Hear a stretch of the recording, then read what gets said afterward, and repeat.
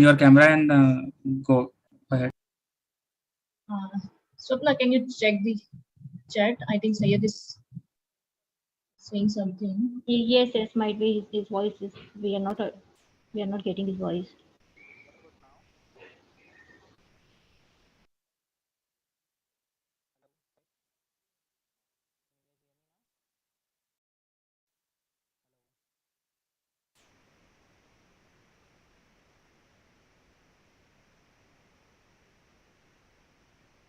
Can go back to just last 3 minutes video.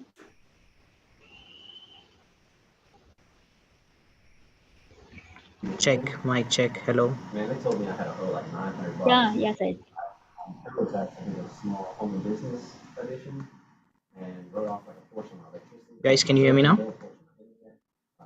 Square footage of the house. Yes, I can hear you. Okay. Yeah. So what I was saying is, Howard, when I say over to you, Meghna, that's where we transition to live.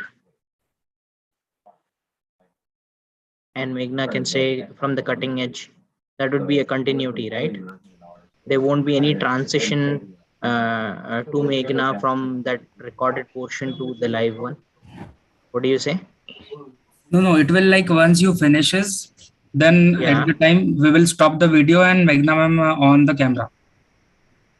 Okay. And yeah, Sanjay, he's also saying same. Yes. Oh, okay. So fine, do that then. Let's try that same thing where I end and say over to you, Meghna, and then Meghna transition to live. Okay. Yes, just a second. I'm playing that. Okay. So Meghna ma'am, you need to start from thanks Said from the script. Hello. Meghna ma'am, you there? Translated. Yeah, I heard that. Yeah. All right. Okay. With that said, I actually want to end my presentation here. I'll stop my sharing, but I'm open for any questions on the tool demo. Thank you. Over to you, Meghna. Well, that was quick. Thank you, Syed, for taking us through the gamut of cutting-edge technology and providing valuable insights. I believe this presentation and similar others we have conducted in the past have generated a great understanding of how businesses can be built and managed with high-performing applications. Now, let us have the poll rounds with 2 questions each. We would appreciate 100% participation. On your screen, you can see a question with multiple answers. Please choose the option you think fits the best. Will this appear? Will there be on the screen? Nothing is appearing. Yeah, even I don't see anything. It's just Meghna. Hey guys, sorry. Check. Satvik, Guys, you can hear added now me? questions? Yeah, Syed. Okay. Yeah, now it it's is appearing. appearing. Yeah. And I can't answer it. Yeah, it's here now. No, panelists can answer. Okay. All right. So I'll take it forward from here. Yes. Okay. So you have to give some time to close that, right? Okay. Yes. Yeah, the poll results are done. Yes. So we are up here with the results of the poll round 1. And it's amazing to note all people who are attending have participated. Going forward, let's go ahead with the poll round 2. There will be 2 questions again for you to answer. And here is the poll round 2 for you. Again, a 1-minute time span. And I expect all of you to be up with your answers in this short span of time. Here we are. I can see again total participation from all who are attending. That's amazing. Thank you so much. You're a wonderful audience. So that brings us to the last segment of today's session, the question and answers forum. Without any further delay, let us get started. There will be So for the Comcast side, a few they have questions not given us any for both our learned leaders. And the first question seems to be for Praveen. And the question is, what are the reservations clients have to face for a greenfield implementation on cloud? So Praveen, over to you for the answer.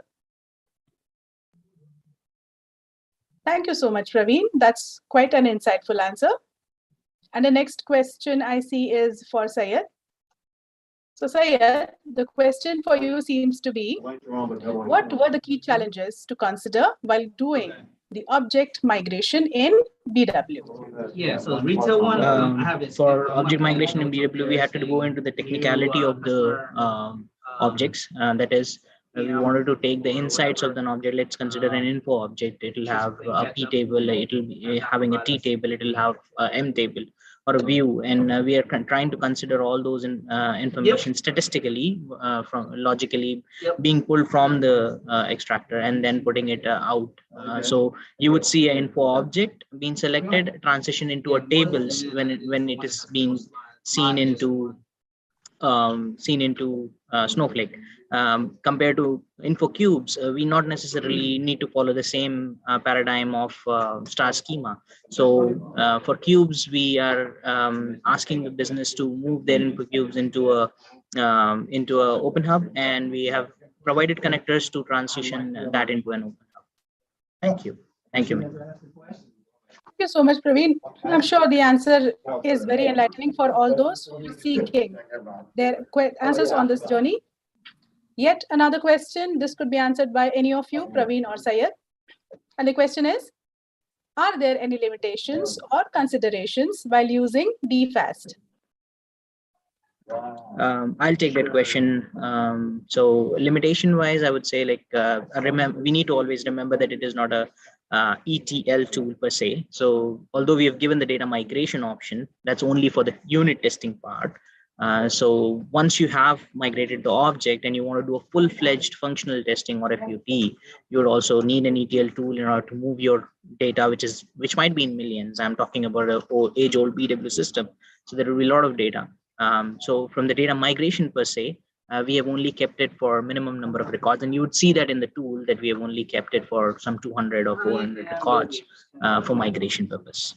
That's the limitation. Thank you so much, Syed. And the last question now. This is posed to you, Syed. And the question reads, during view migration, does it consider prompt variables? And if yes, then how does it work? Right. That's a very good question, very technical one.